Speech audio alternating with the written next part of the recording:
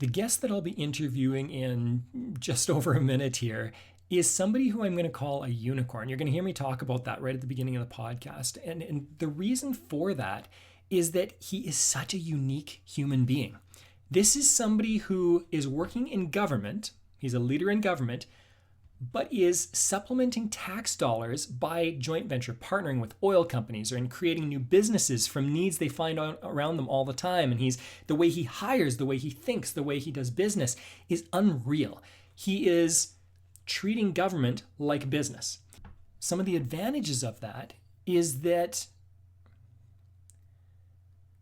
some of the advantages of this are that he is really focused on cash flow. And again, I talked about how he's supplementing tax dollars. You'll hear more about that in the interview. But he's concerned about cash flow. He's concerned about recruitment. He's concerned about things that you only typically hear from a business owner. This was a really fun interview to do. I'm recording this just after the interview. One thing that I want to point out is you are going to hear how busy he is in the background. So every time there's a beep or a ring or some kind of ding in the background, that's just him getting new messages and emails. You can tell that he's an extremely busy guy. I was so grateful that he was willing to do this podcast with me and interview with me. Also, like a lot of business owners, he's just a really good human being, and it was a lot of fun to do the podcast that way. Enjoy the listen.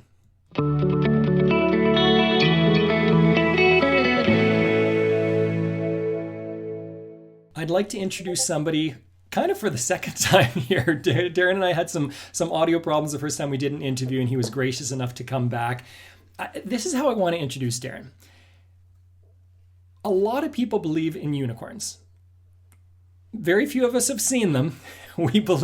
Some of us believe they're out there, but we just don't see unicorns because they're so rare. In fact, they don't exist in the real world. But sometimes we talk about unicorns in business or in other ways. An idea that came to me, and I apologize in advance, Darren, if you're an Edmonton Oilers fan, but being a Calgary Flames fan, I loved Matt Tkachuk. Matthew Tkachuk is this guy that could just do so many odd things. And you look at him skate and you're like, that guy should not be able to do what he's doing. He does everything on the ice. It just impacts the game so much. And he's called a unicorn in hockey because he is just this magnificent creature that does amazing things and probably shouldn't. And when I think about you, you are the CAO of a government. You're of a municipality in Saskatchewan. You should not be doing all the things you're doing, and yet you do them all in this amazing way. So maybe to introduce yourself to start off with, what is a CAO? Chief Administrative Officer. Okay, so explain kind of what you do in the government, and then I'm gonna start introducing how you are this unicorn that we're introducing here. In Saskatchewan, we have rural municipalities. In other parts of Canada, they call them counties. We're just a little bit smaller in size than most counties. So we overlook the municipality and make sure it runs properly and keep council informed and keep everyone on task. Yeah. So again, I'm so excited for listeners because they're going to get so much from this, Darren. But you are a government official. That's what you are. When I think about this in my mind, I have connotations of government officials, and I'm going to make some generalizations here. Generally speaking, and this is a very, very broad sweep of the brush. In my mind, when I think about government, I think about this bureaucracy that becomes bigger and bigger and bigger and doesn't know what to do with the money coming in and maybe mishandles some things. And it just becomes this great, great monster that we have to keep feeding with taxes.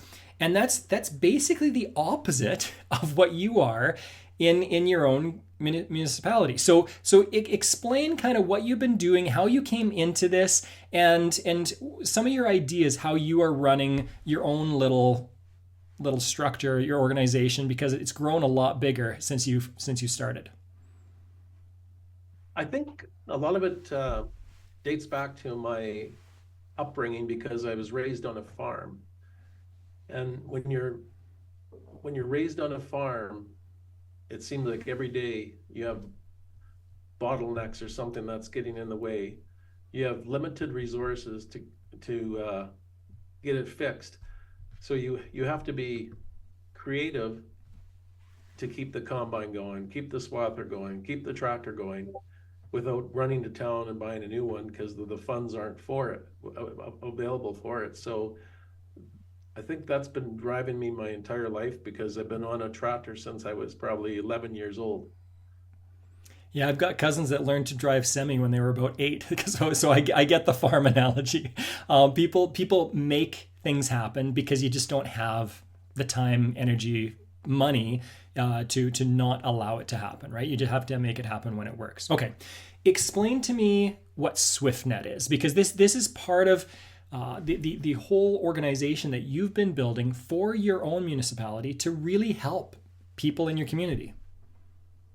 So SwiftNet was created because where the RM office was situated, we couldn't get good internet service without a huge expense. So we decided, well, no one's doing it for us, so we're gonna do it ourselves. So we got a good connection to our office, and then COVID hit. So then the everything went to Zoom and Teams and stuff like that. So we had to get good connection to our counselors. So then we started shooting it to our counselors, and then word spread that we have a pretty reliable internet solution that is homegrown, and it just grew. So this is explain how fast it grew, because when I first heard these numbers, it was astounding to me. Well, SwiftNet was created in 2017, December 23rd, December 23rd, 2017, and we ran it for a number of years to December 22. We decided we needed a little more growth because everything is scale and economy, staffing, buying equipment, etc. So I went to council today and I said, there's people that want to buy us, or do you want to buy them? And they said, well, it looks like it's a good investment for the community and for the province that if we branch out ourselves and provide good service. So we bought 6 other companies and put them together in about 30 days. Wow. So what was the usage change then from the start to the end of that? So we had SwiftNet had 500 people, and then we took it to 5,000 people in 30 days. Okay. So that's significant growth.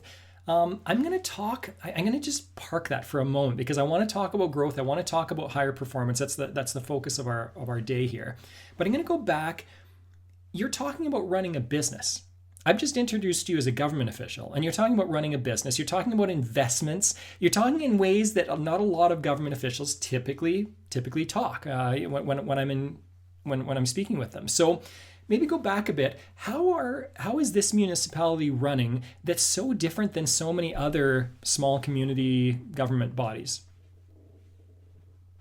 Wilton's always been a good location. Like when they talk about real estate location, there was a lot of oil wells drilled in the real municipality of Wilton.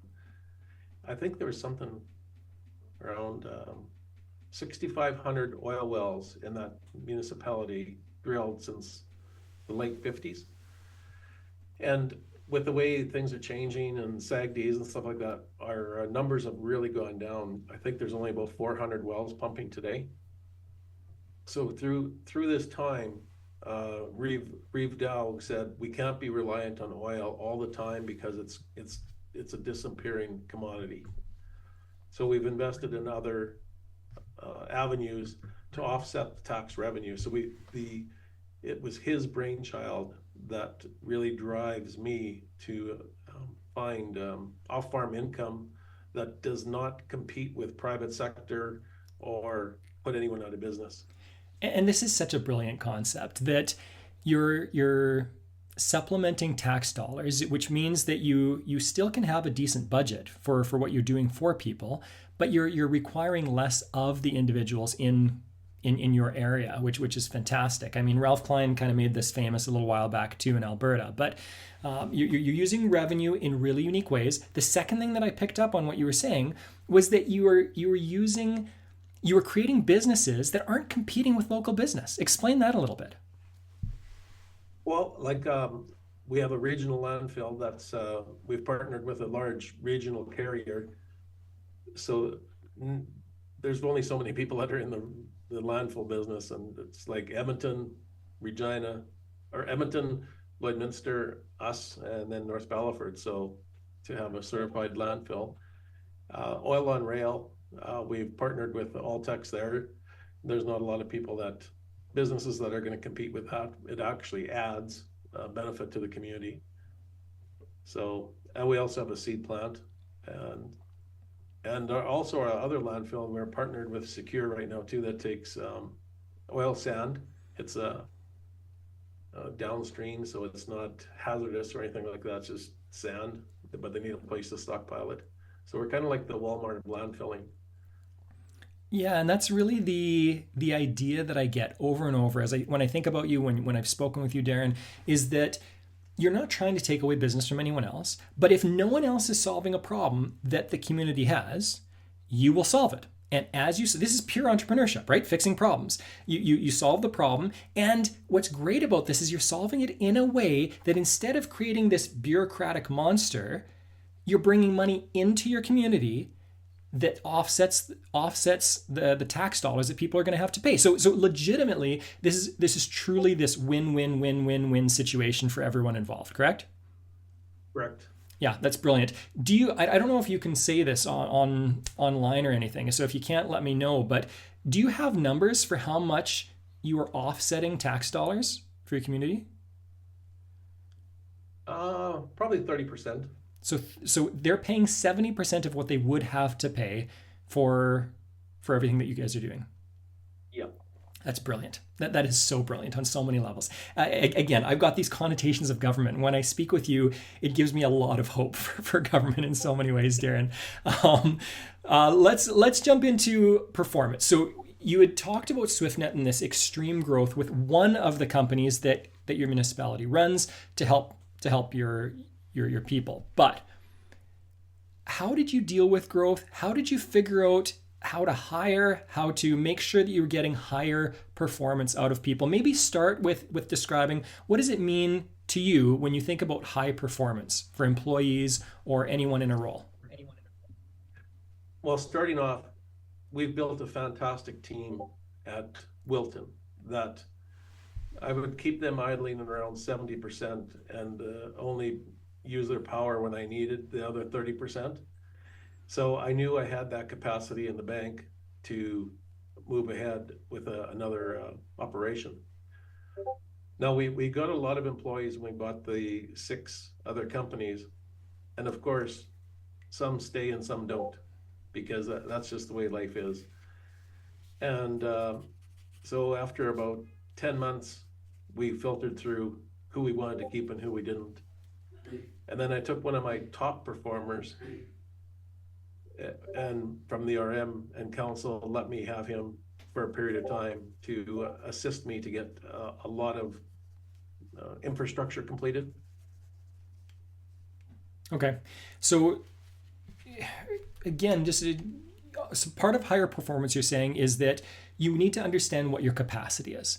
As you started experiencing growth, how did you deal with that need? I mean, you're hiring people, you're doing a whole bunch of things. How did you figure out how to get the most out of people so that the organization really succeeds and does well? Well, number one, we put all the staff through traits to see how they measure up according to the scale of other people and how they'll work with other people, and that gave us great insight to see where we're headed. And 98% of the time, it's very accurate to guide us in the right direction and make the right decisions. Okay, so an objective tool. This is the Traits podcast, so people know about this. But you're using this objective tool to say who are these people and where is their best fit, and you're saying it is accurate enough, 98% you said, that it shows you where you need to work. But again, how do you see this? And maybe what I'll do is I'll ask for a couple of examples. Last time we spoke, you talked about a former fire chief that you utilized, and you helped him find the best fit for himself as well as a really good fit for everyone else. Maybe tell some of that story. Yes, Kevin Short. He joined us from rescue. He's had a diverse uh, life of um, experience. And so we moved him from fire chief into assistant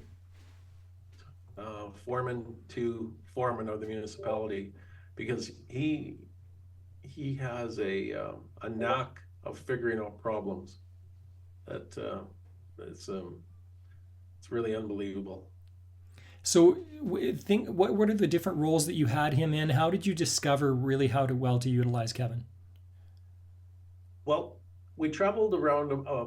When we were building roads, we went looking for the best way to build roads. And of course, we leaned on Europe quite a bit because we're infants compared to those people.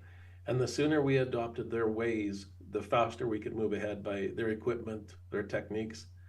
And I took Kevin along with me, as well as our head mechanic Art, to look at these applications. And they seen immediately what I was seeing, at how if we adopted this technology, we could move this municipality years ahead at a lower cost. All right, and you're referring now to specific traits as I'm thinking about this, and I'm thinking about that detail orientation, more on the flexible side, more bigger picture type thinkers. They can grasp ideas, they can think into the future, and go, okay, how could we utilize this, rather than oh that doesn't work for us. Does that make sense? Yes. Okay, so what traits, maybe this is what I'll ask, for higher performance in an organization, what traits are you looking at when you're looking at kind of decision makers and people who are leading? What traits are you looking for people for higher performance when they're kind of mid-management? And what traits are you looking for people who are more entry-level positions or specialists in different ways? The higher performance seem to be a little more outgoing, uh, large flexibility. You don't if it don't work, let's move on. We're not going to keep beating this because it's not working. And not too much heads down. Heads down's more of a thinker and um, perfectionist, that they would want to think about it, kind of the what if kind of thing where we what if ourselves to death and we're still not doing nothing. All right, so I'm going to ask you a what if question. What if you have that perfectionist in a role that is a really big decision maker? What starts to happen in an organization? It starts to suffer because there's no leadership. Nothing gets done. It's just they just start circling. It just sits on a desk. There's a bottleneck. Yeah. Okay. What about mid management? Then what are some traits that you're looking for high performance in mid management?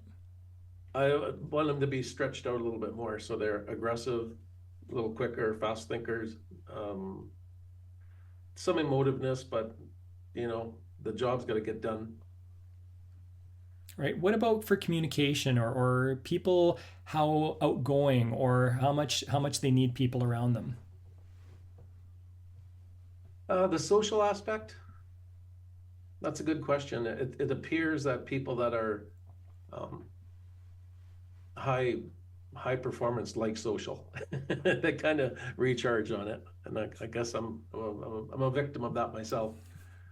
That works. So you're saying again, a lot of people who are near the top of an organization, especially if I'm guessing certain positions. So if they're trying to sell ideas, if they're trying to negotiate contracts, if they're bringing people together, maybe marketing, whatever it is, that those people are going to be higher on sociability because they need to interact with people all the time.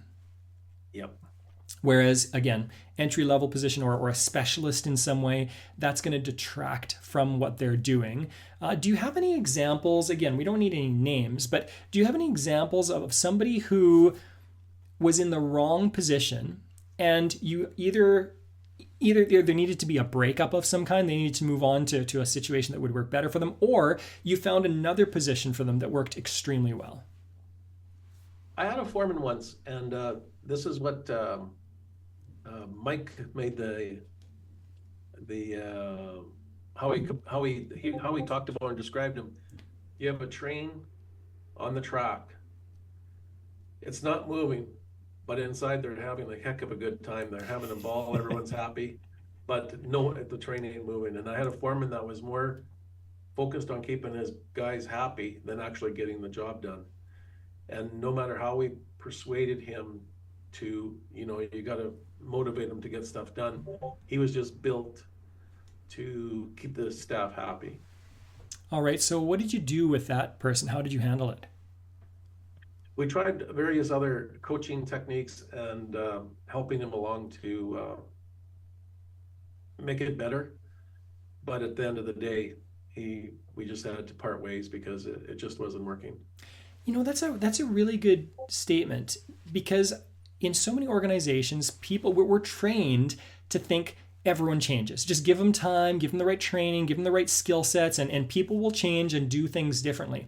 But there's an aspect where we are wired a certain way, and it doesn't matter how much training we're going to get, we're still going to be wired that way. I think about so much of the time with spouse, how many times we talk about how so much we'd like to change in another person, and the greatest thinkers out there are constantly telling us, don't try to change other people. Don't try to change other people. Work on yourself, but don't try to change other people, because they're not going to change. And you're basically stating that over again. It's like, hey, we tried to help this person out and it didn't work. So we let them move to another company or another organization where they probably would be a better fit, right? When the Reeve Dow came up with a good statement, he has a lot of them, but he says it's Reeboks on a turtle. It's not going to run any faster. There you go. There you go. A turtle is a turtle, right? It's not a cheetah. Exactly. That's completely fair. And this is where traits has really set us ahead so far in life, that to understand how other people are thinking, because I don't know, maybe I was naive, and we grew up in an area where we're all farmers and we all had the same things, so we're all pushing together all the time, and then to be dropped into another region of the province and they think a little different. And I found myself at times being frustrated, because what part of this don't you understand? But they're wired differently, and the more you can understand how the person is wired, the more successful you'll be. That makes sense to me. So how do you communicate with people? You're trying to work at this higher performance. You think in a different way than they're thinking. How do you tend to try to communicate and get those messages across? Well, I take a look at their profile to see, if it's an employee, to see what motivates them and makes them happy. And so we try to put them in their wheelhouse to get maximum performance. Okay, so you put someone in the right role. like just put somebody in the right place. The turtles are really good at protecting themselves and moving in methodically, so let's put them in a role that requires that, right? Yeah. Excellent. Exactly. Excellent. All right. Is there anything else that you would just generally give the audience when it comes to higher performance, or tips or tricks that you've learned along the way? What else would you give to everyone? Well, I've learned so many things over time. I think I forgot some of them already. I think you're one of those guys that forgets more than most people learn, right? Well, I don't know if I'd go that far, but it's been an excellent ride, and I just can't imagine us not having found Mike those many years ago. It was completely amazing to have the opportunity. If you were to compare, I'm going to ask you a really difficult question here, Darren. If you were to compare yourself without like this tool that allows you to see where somebody's going to be a good fit versus where you are now, what would the difference in efficiency be when it comes to time, energy, and money? Do you have any guesses what that would be? That's really hard to quantify, but I know it's huge. Like, it would be huge. I just can't imagine not running. It's like not having running water in your home. That's how valuable I find traits is to an organization. And I've told a lot of colleagues to give it a go and stuff like that as well. And once they catch on to it, you're wasting so much time of the future employee and yourself and your business that you just jump right ahead, because it's not going to work. Yeah, so it's going to work. Great. So even in the sense that people can get up and running so much faster. So you're taking less time training, doing all the orientation stuff with somebody. And then once they're in their position long term, they are, again, so much more efficient because they're in the right role. That makes sense to me. Yeah. And one thing that comes to me, you only understand this because you're in internet, and I've been installing internet in one of the buildings that I run, is latency. And latency is something that has become almost a 4-letter word for me. I want to stay away from latency at all costs. I want to understand how to make my internet systems more efficient, where everything's communicating clearly and efficiently. And when I think of people in the wrong role, I think of latency and how there's just all this noise in the background that people can't get rid of. And because of that, everything just really bogs down. It slows down for everyone in an organization. Even if there are a few departments that are doing really well, everyone suffers if there's inefficiency. No, absolutely. Yeah, that's a good term to use for that. That's awesome. Good. Yeah, maybe I'll pick your brain later on because I'm having some latency problems, like real latency problems. I'll pick your brain on that later. When last time we tried recording this, I asked you if you wanted to throw out any information, and what you said is people can feel free to drop by that SwiftNet website. So if you're okay with it, I'll put that on the show notes so that everyone can look at the SwiftNet and just see some of what you're doing. I just want to re-emphasize and summarize a little bit of what we've talked about because, again, coming back to this idea of unicorn, certain people are just really standing out in their industry, whatever the industry is, and doing things in such a unique way. And I believe that entrepreneurs, people who see problems and fix them, no matter where they're at, are so extremely valuable. In our culture, so much of the time, through media, we get the idea that anyone who's running a business, there's something deceitful about them, or there's something wrong with them, or people who are doing well in business, that they're cheating people. And I love meeting entrepreneurs because the vast majority of entrepreneurs I know, again, there's all shapes and sizes and types, but the vast majority are people who are really trying to make a difference and really trying to improve their community. You're a very specific example of that because you're in government. You're improving people's lives very specifically, and you're doing it really well. So again, thank you so much for doing this, Darren. I will send out that website information to everybody. And again, I appreciate your time here. We had to rebook a couple of times. I appreciate you being willing to make time for this. Oh yeah, anytime. This has been fun.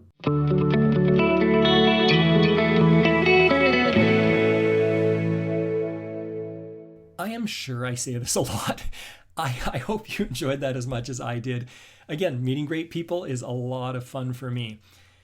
One thing that I wanted to do just at the end of the podcast this time is maybe discuss how skill, experience, and education are so easy to change and easy to verify for an organization.